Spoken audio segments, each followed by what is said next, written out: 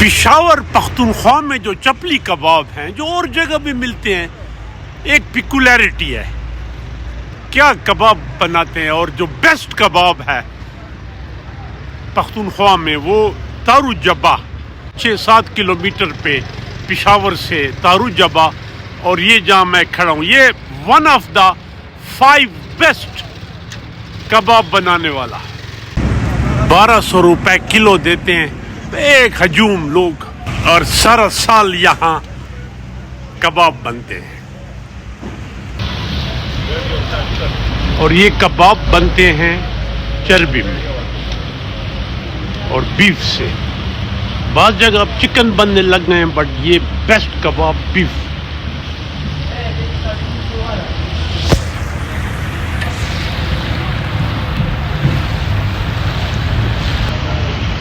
And I am here today 5 کلو. ذرا wife کی demand تھی، ہوم منسٹری کے آرڈر ماننا پڑتا ہے.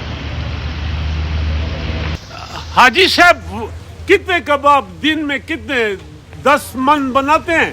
بہت بناتے ہیں جی، 10 من سے. یہ کہتا ہے 10 من کیا ہے زیادہ؟ کوئی کم سے کم 25-30 من بناتے ہیں. 25-30 من دن میں. اور یہاں بڑے لوگ آتے ہیں کہ صبح کا ٹائم ہے لیکن بڑے لوگ بیٹھے ہیں. اور یہاں روٹیاں. شاہ ولی صاحب یہاں کا پروپرائٹر ہے. شاہ ولی صاحب بیسٹ کباب جو ہے یہ ذرا بڑے گوشت سے بنتا ہے، تو یہ بیل کا بہترین ہے. یہ سے بنتے ہیں، یہ 7 من بینس ہوتی ہے، وہ چھوٹی بینس بھی نہیں ہوتی. یہ 7 من 7.5 من بینس ہوتی ہے، اس سے ہم پکاتے ہیں. یہ 3 بینس سے 4 بینس سے ادھر نکالتے ہیں دن میں نکالتے ہیں. 4 تک ہو جاتا ہے، وہ بھی ہم پورا نہیں کر سکتے، پھر تھکان ہو جاتی ہے نا. تو اس کے آپ کے کباب بڑے لذیذ ہیں. یہ لذت کے لیے بڑی وجہ کیا ہے؟ ادھر صاف کام ہے، ادھر کوئی ڈوگ بوگ نہیں ہے، صحیح صاف کام ہے.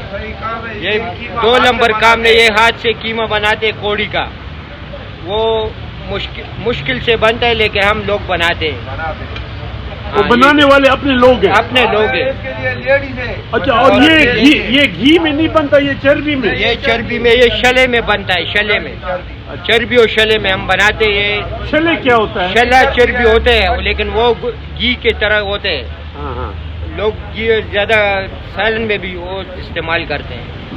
اور میں نے سنا کہ بیسٹ جو 5-6 دکانیں وہ یہ رامبیل، یہ رامبیل صاحب آ گئے. حاجی صاحب رامبیل ہے ان کے نام پہ ہے، اور یہ بڑا مشہور.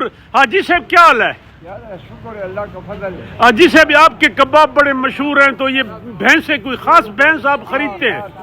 ایسا بینس رہتے ہیں کہ اس کا پاس کیری بھی نہیں ہے جو کہ. اور یہ بڑے گوشت کے کباب. ہاں بڑے بہت 3 لاکھ کا 3.5 لاکھ کا مجھے.